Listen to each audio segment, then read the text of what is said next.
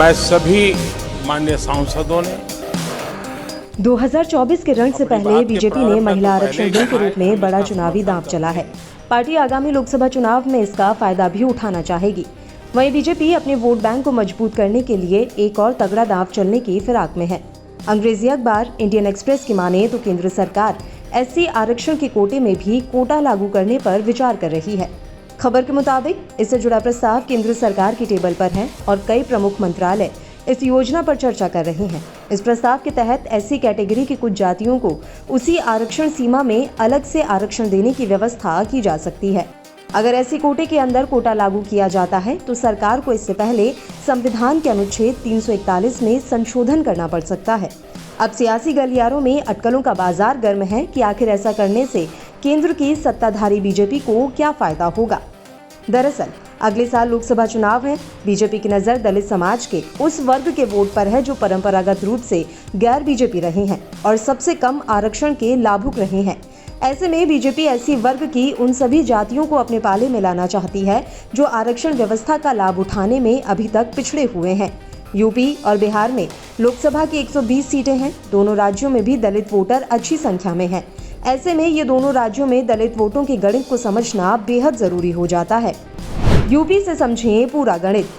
चुनावी विश्लेषकों की माने तो पिछले कुछ समय में दलित समुदाय के एक बड़े हिस्से का झुकाव बीजेपी की तरफ हुआ है। इस हिस्से में बड़ी संख्या में गैर जाटव जातियां शामिल हैं।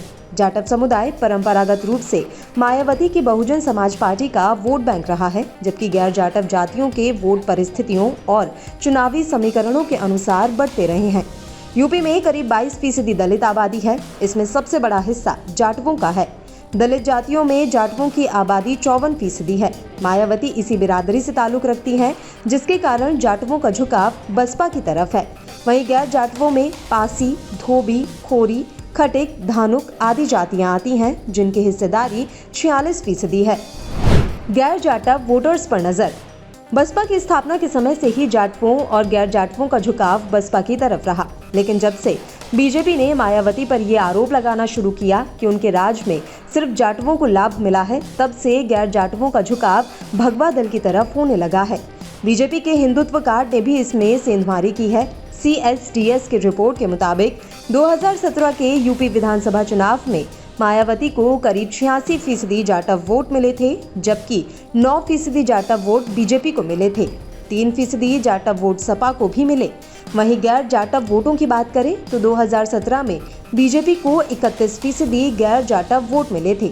ये पिछले चुनाव की तुलना में 20% ज्यादा था, जबकि बसपा को पिछले चुनाव की तुलना में गैर जाटव वोट के हिस्से में 2% का नुकसान उठाना पड़ा था।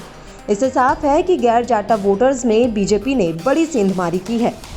बिहार का क्या हाल।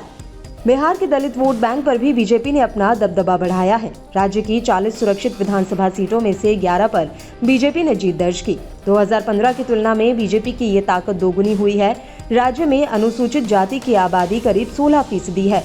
इसमें 5.5% पासवान हैं, जबकि करीब 4% रविदास हैं। 4% के ही करीब मुसहर जाति भी है। इनके अलावा पासी, धोबी, डोम, मेहतर, नट, तुरिया, रजवार जातियां भी इस समूह में आती हैं। बिहार में भी दलित आरक्षण का अधिकांश लाभ पासवान, रविदास और पासी जातियों को मिला है, जबकि धोबी, तुरिया, नट, मुसहर आदि जातियां आरक्षण का लाभ उठाने में भी पिछड़ी रही हैं। पासवान समुदाय जहां लोजपा का वोट बैंक रहा है, वहीं रविदास और पासी राजद और जेडीयू के वोट बैंक रहे हैं। ओबीसी में कोटे के अंदर कोटा के लिए केंद्र सरकार पहले ही जस्टिस रोहिणी आयोग गठित कर चुकी है और ये आयोग अपनी रिपोर्ट राष्ट्रपति को सौंप चुकी है। इसे भी गैर यादव ओबीसी वोट बैंक में सेंधमारी के रूप में देखा जा रहा है और अब एससी आरक्षण के कोटे में भी कोटा लागू करने पर विचार। बीजेपी के इन कवायदों से साफ होता है कि पार्टी लोकसभा चुनाव से पहले गैर यादव और गैर जाटव जातियों को अपने पाले में करने की कोशिशों में जुटी है।